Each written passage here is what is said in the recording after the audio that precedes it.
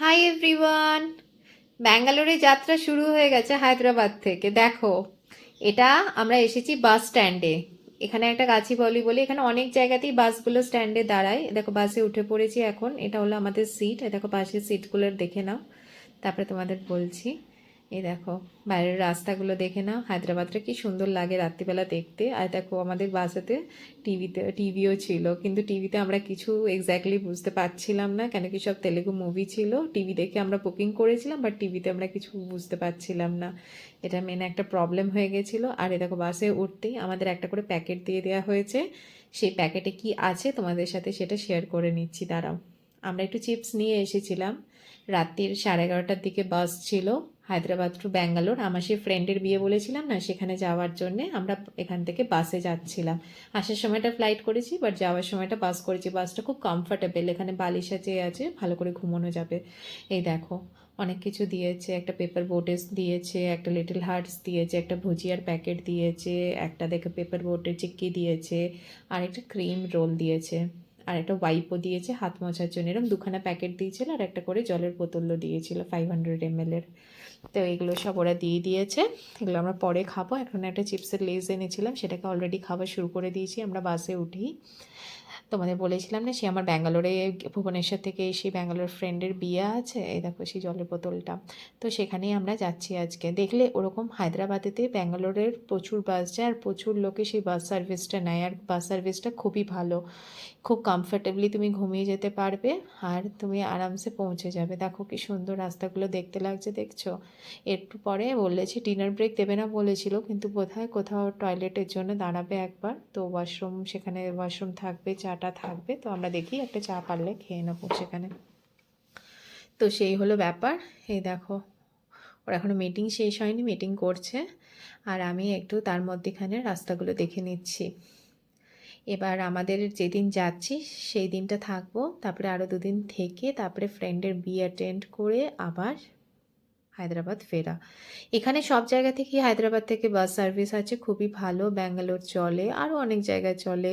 আমরা একবার কোডাইকানালও গেছিলাম এরকম বাসে করে। ওটা 12 ঘন্টা জার্নি ছিল, বাট এটা বেশিক্ষণ না, সকাল হলেই পৌঁছে যাব। খালি এই রাতটুকু যাওয়া, রাত্রিরটা ঘুমোবো, আর সকালবেলা পৌঁছে যাব। আমার বেশি এদের বাস জার্নিটা কমফোর্টেবল লাগে। আর এখানে রাস্তা তো খুবই ভালো, দেখছো তো, খুব সুন্দর হাইওয়ে।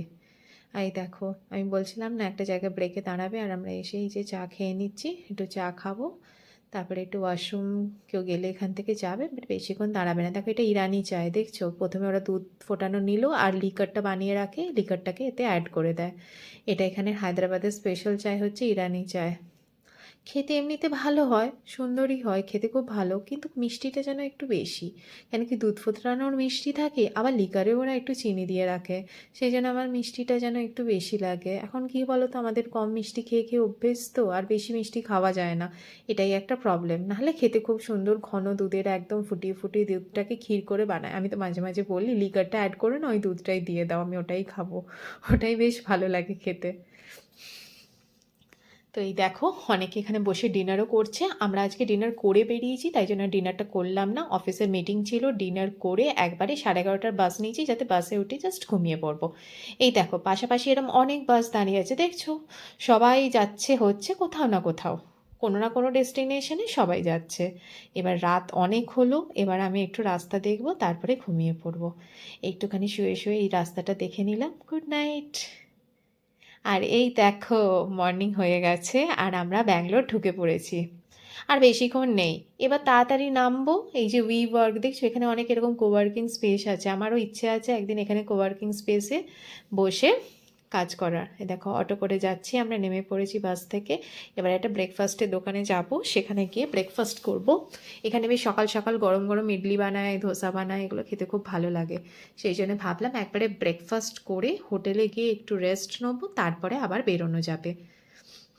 আমরা সামনে একটা ওডিপি পেয়ে গেছিলাম। ওডিপি হলো এখানের খুব ব্র্যান্ডেড এরা দোকান। ওডিপি বলো, তারপরে মুরগান বলো, এগুলো এখানে সাউথ ইন্ডিয়ান খুব ভালো শপস। তো আমরা ওডিপিতে ঢুকেছিলাম, গরম গরম ইডলি দিচ্ছিল, ইডলি সাম্বার চাটনি নিয়েছিলাম, একটা মশালা ধোসা অর্ডার করেছিলাম, আর দুটো ফিল্টার কফি, আর একটা করে বড়া। তো ভাবলাম ভালো করে ব্রেকফাস্টটা করে নিই, তারপরে গিয়ে একটু রেস্ট নেওয়া যাবে, তারপরে আবার বিকেলের দিকে উঠে লাঞ্চ করব। ঠিক আছে, তোমরা তবে আমায় জানিও। আমি আবার নেক্সট ভিডিওতে আমার ব্যাঙ্গালোর ট্যুরটা তোমাদের দেখাবো। ততক্ষণের জন্য বাই। সবাই খুব ভালো থেকো।